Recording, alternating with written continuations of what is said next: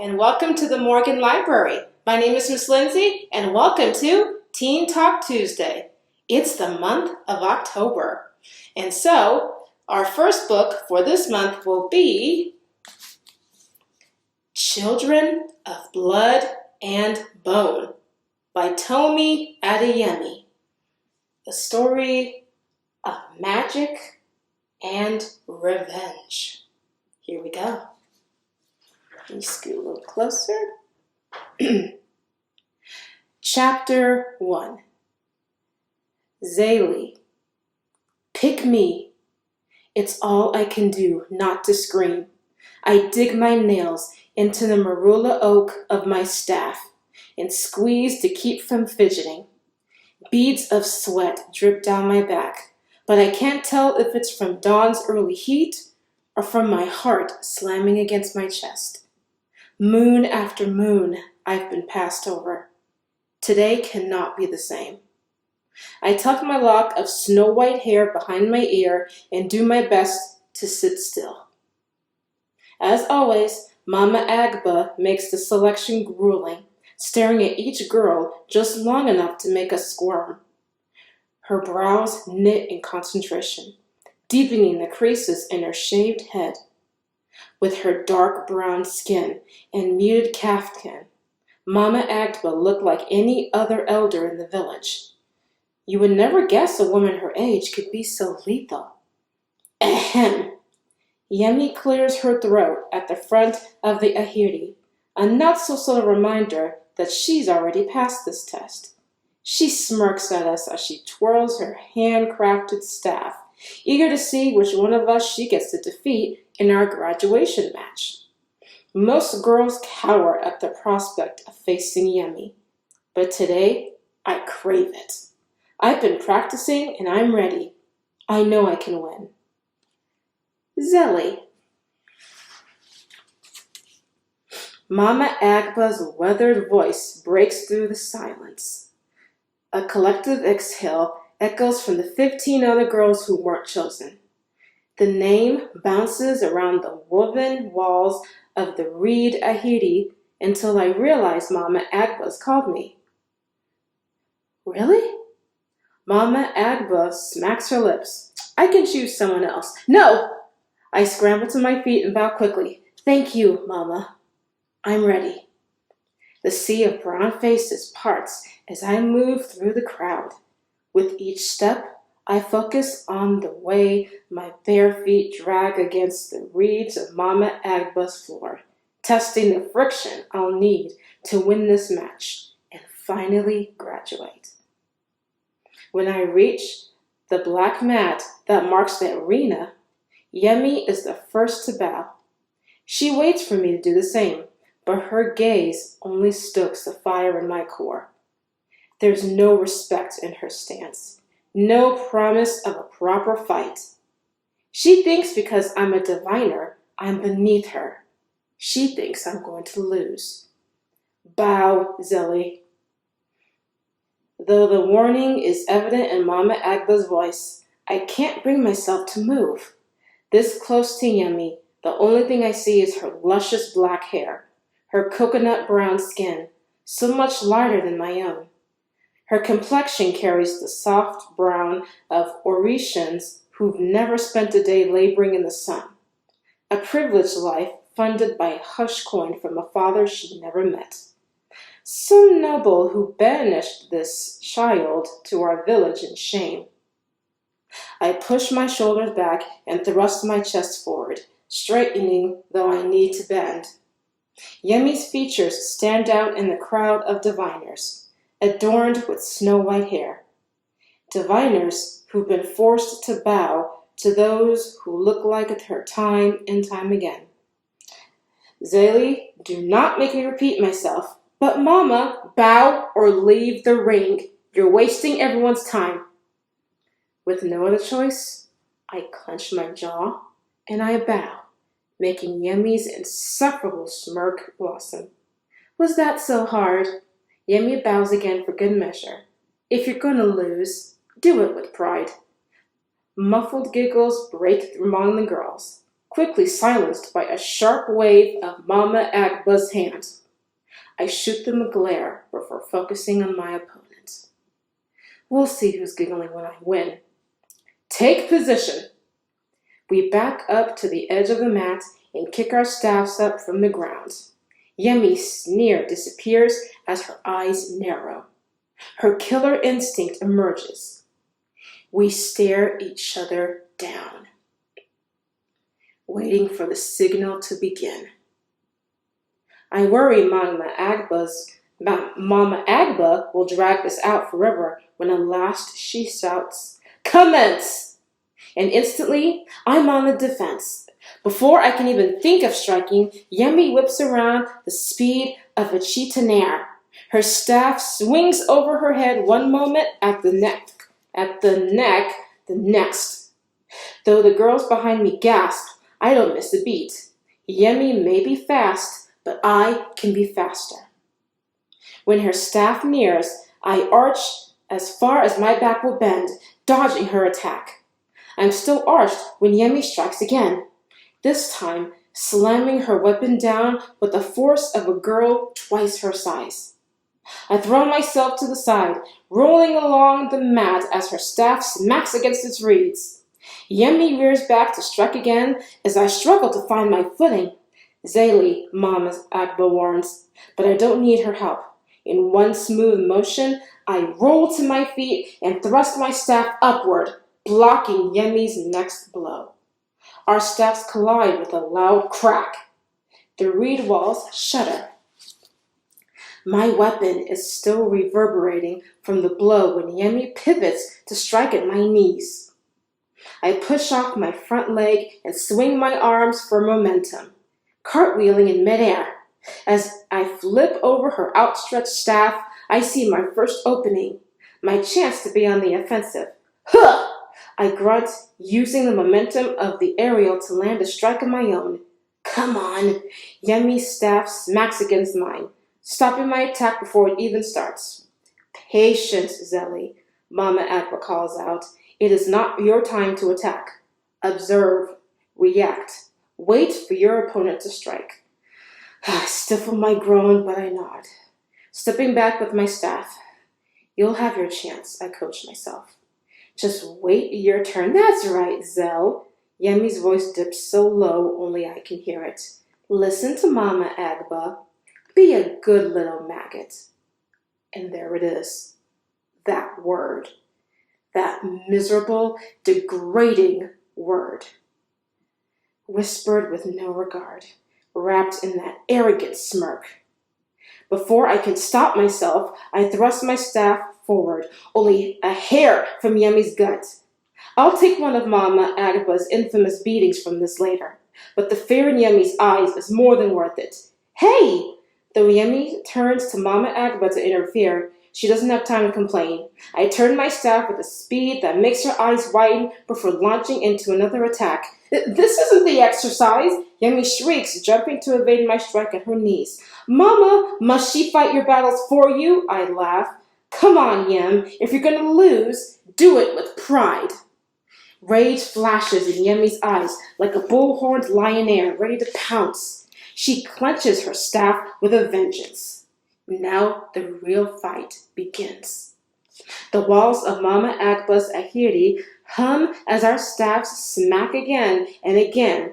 We trade blow for blow in search of an opening, a chance to land that critical strike.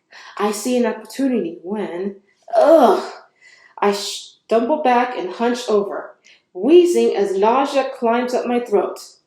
For a moment, I worry Yemi crushed my ribs, but the ache in my abdomen quells that fear. Halt! No! I interrupt Mama Agba, voice hoarse. I force air into my lungs and use my staff to stand up straight. I'm okay. I'm not done yet. Zélie, Mama starts, but Yemi doesn't want her to finish. She speeds towards me, hot with fury, her staff only a finger breadth from my head. As she rears back to attack, I spin out of her range. Before she can pivot, I whip around, ramming my staff into her sternum. Ah! Yemi gasped. Her face contorts in pain and shock, and she reels backwards from my blow. No one ever struck her in one of Mama Agba's battles. She doesn't know how it feels. Before she can recover, I spin and thrust my staff into her stomach. I'm about to deliver the final blow when the russet sheets covering the Ahirty's entrance fly open. BC runs through the doorway, her white hair flying behind her. Her small chest heaves up and down as she locks eyes with Mama Agba. "What is it?" Mama says. Tears gather in BC's eyes. "I'm sorry," she whispers. "I fell asleep. I wasn't—" "Spit it out, child." "They're coming!" BC finally exclaims. "They're close. They're almost here." For a moment, I can't breathe. I don't think anyone can. Fear paralyzes every inch of our being. Then the will to survive takes over. "Quickly," Mama Agba hisses. "We don't have much time." I pull Yummy to her feet. She's still wheezing, but there's no time to make sure she's okay. I grab her staff and rush to collect the others. The Ahirty erupts in a blur of chaos as everyone races to hide the truth. Meters of bright fabric fly through the air. An army of reed mannequins rise. With so much happening at once, there's no way of knowing whether we'll hide everything in time. All I can do is focus on my task, shoving each staff onto the arena mat where they can't be seen. As I finished, Yummy thrust a wooden needle in my hands. I'm still running in my designated station when the sheets covering the Ahirty entrance open again.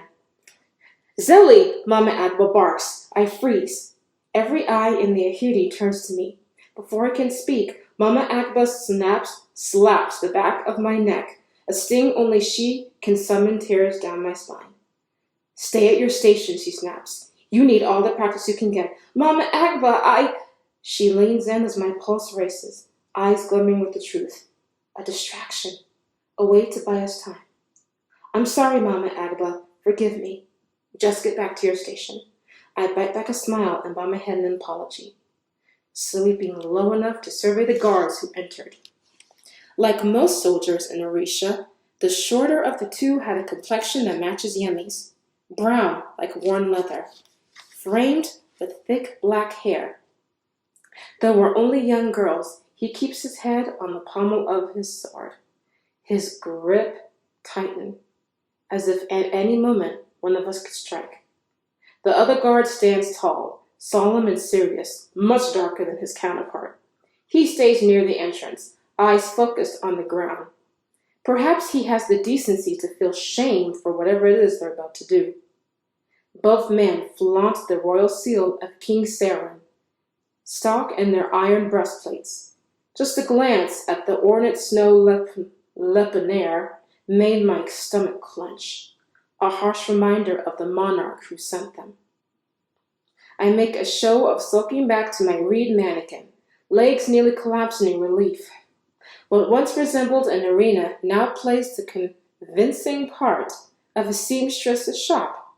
Bright tribal fabric adorned the mannequins in front of each girl, pinned in Mama Agba's signature patterns.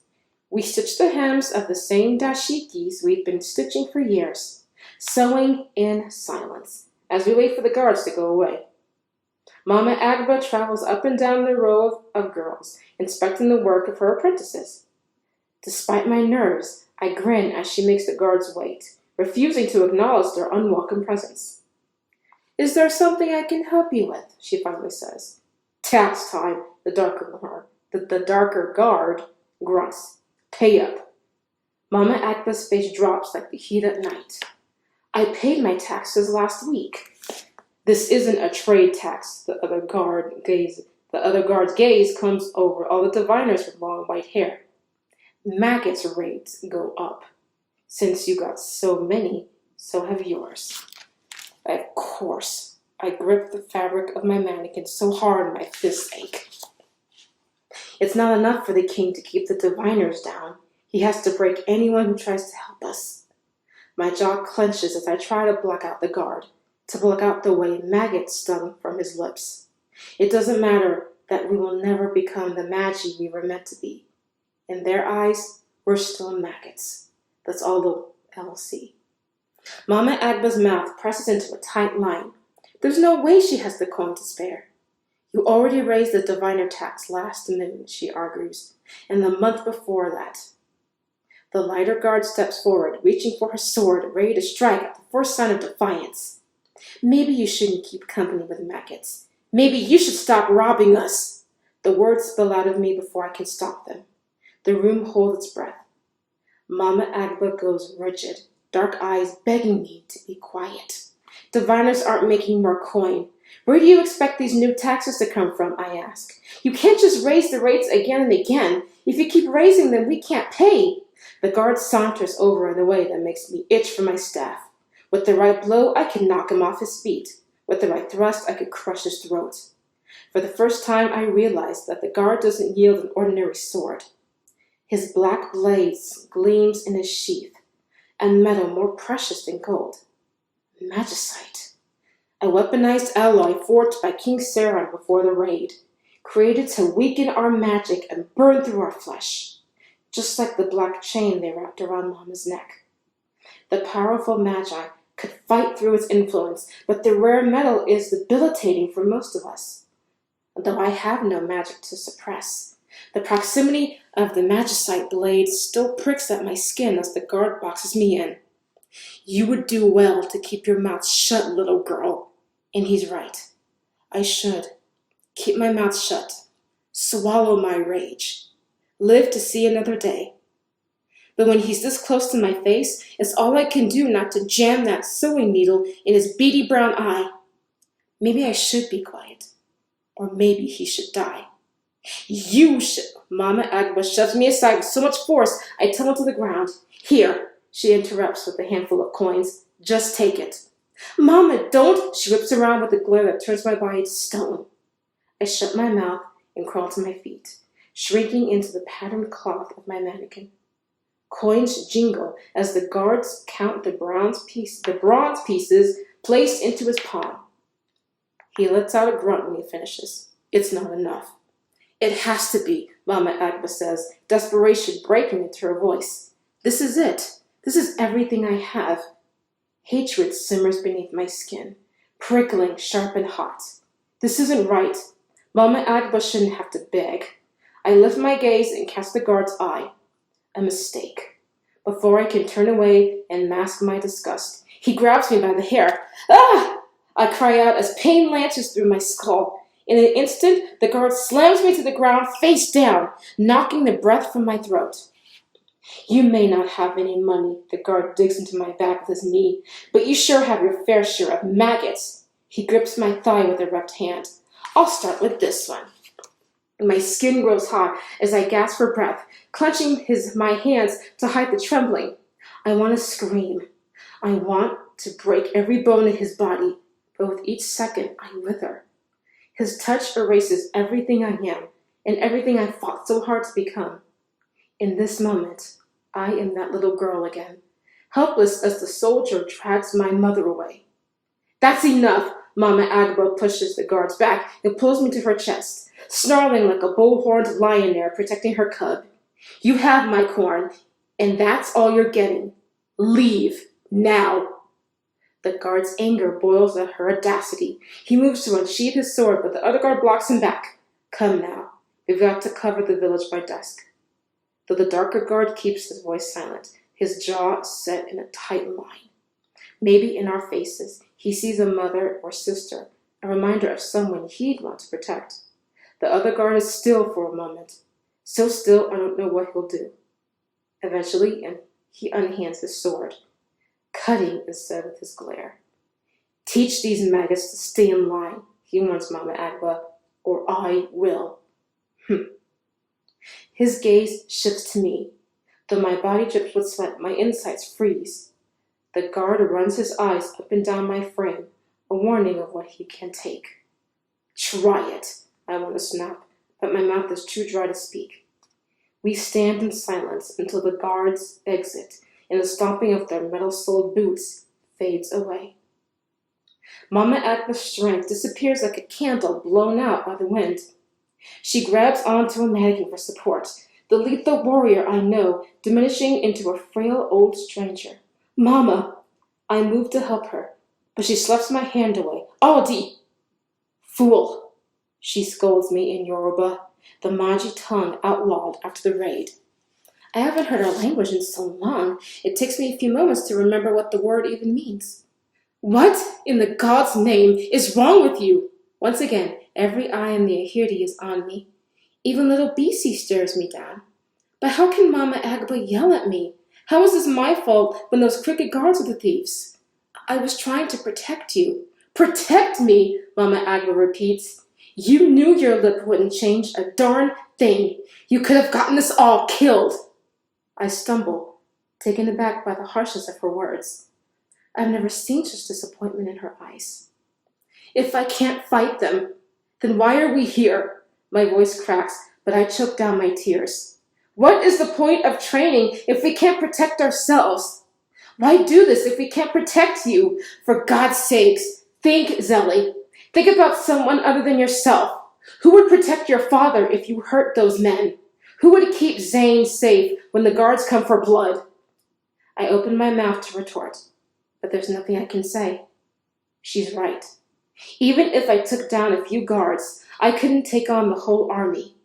Sooner or later, they would find me. Sooner or later, they would break the people I love. Mama Agba? Bisi's voice shrinks, small like a mouse. She clings to Yemi's draped pants as tears well in her eyes. Why do they hate us? A weariness settles on Mama's frame. She opens her arms to Bisi. They don't hate you, my child. They hate what you were meant to become. Bisi buries herself inside the fabric of Mama's caftan, muffling her sobs. As she cries, Mama Agba surveys the room, seeing all the tears the other girls hold back. Zélie asked why we are here. It is a valid question. We often talk how you must fight, but we never talk about why. Mama sets Bisi down and motions for Yemi to bring her a stool.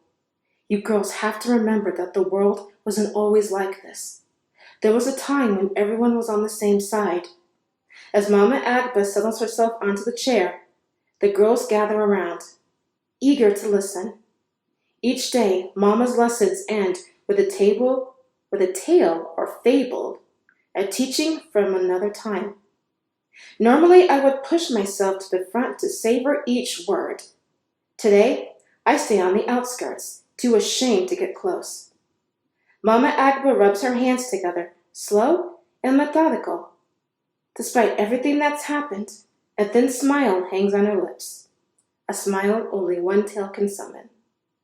Unable to resist, I step in closer, pushing past a few girls. This is our story, our history, a truth the king tried to bury with our dead. In the beginning, Orïsha was a land where the rare and sacred Magi lived. Each of the 10 clans was gifted by the gods above and given a different power over the land. There were Magi who could control water, others who commanded fire. There were Magi with the power to read minds, Magi who could even peer through time. Though we've all heard the story at one point or another, from Mama Agba, from parents we no longer have. Hearing it again doesn't take the wonder from its words. Our eyes light up as Mama Agba describes Magi with the gift of healing and the ability to cause disease. We lean in when she speaks of Magi who tamed the wild beasts of the land, of Magi who wield light or darkness in the palm of their hands. Each Magi was born with white hair, the sign of the gods' touch. They used their gifts to care for the people of Orïsha, and we revered through the nation. But not everyone was gifted by the gods. Mama Agba gestures around the room. Because of this, every time new Magi were born, entire provinces rejoiced, celebrating at the first sight of their white coils.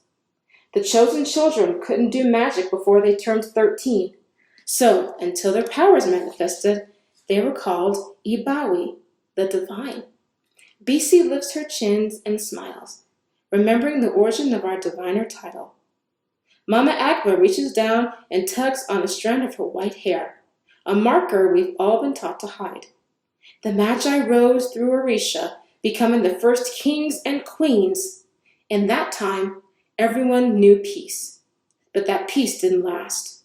Those in power began to abuse their magic, and as punishment, the gods stripped them of their gifts. When the magic leached from their blood, the white hair disappeared as a sign of their sin. Over generations, love of the Magi turned into fear. Fear turned into hate.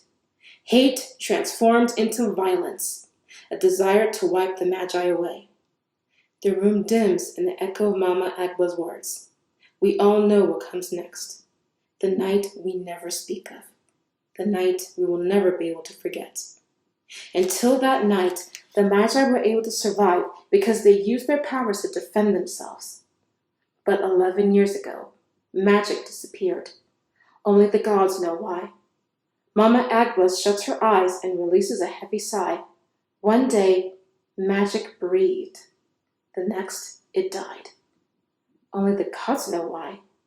Out of respect for Mama Agba, I bite back my words. She speaks the way all adults who live through the raid talk. Resigned, like the gods took magic to punish us, or they simply had a change of heart. Deep down, I know the truth. I knew it the moment I saw the Magi of Ibadan in chains. The gods died with our magic. They're never coming back. On that fateful day, King Saron didn't hesitate.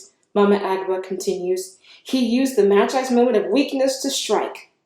I close my eyes, fighting back the tears that want to fall. The chain that jerked around Mama's neck, the blood dripping into the dirt. The silent memories of the raid fill the reed hut, drenching the air in grief. All of us lost the Magi members of our families that night. Mama Agba sighs and stands up, gathering the strength we all know. She looks over every girl in the room like a general inspecting her troops. I teach the way of the staff to any girl who wants to learn, because in this world there will always be men who wish you harm. But I started this training for the diviners, for all the children of the fallen Magi. Though your ability to become Magi have disappeared, the hatred and violence towards you remains. That is why we are here. That is why we train. With a sharp flick, Mom removes her own compacted staff and smacks it against the floor. Your opponents carry staff, carry swords. Why do I train you in the art of staff?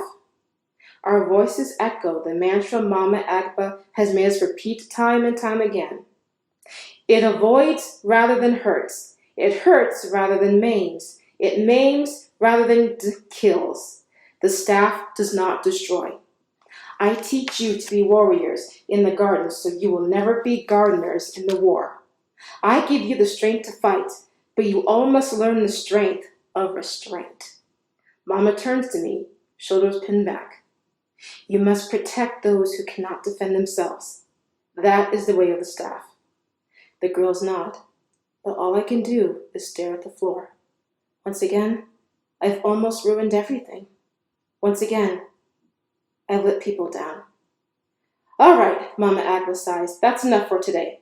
Gather your things. We'll pick up where we left off tomorrow. The girls file out of the hut, grateful to escape. I try to do the same, but Mama Agba's wrinkled hand grips my shoulder. Mama, silence.